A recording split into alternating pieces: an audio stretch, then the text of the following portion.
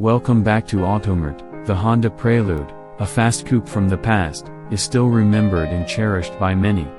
With great anticipation, it seems that the Prelude is on the verge of being reintroduced to Honda's lineup, as suggested by a concept car that is remarkably prepared for manufacturing.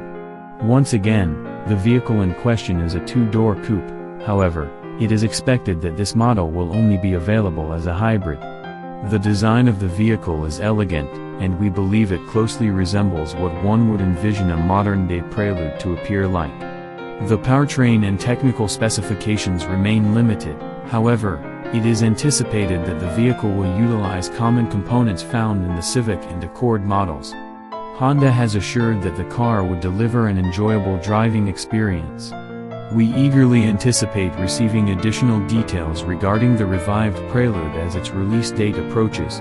Honda has only disclosed that the Prelude concept car is equipped with a hybrid powertrain. It is likely that this implies the vehicle will be equipped with a variant of the hybrid technology utilized in Honda vehicles such as the CR-V, Accord, and the forthcoming 2025 Civic Hybrid.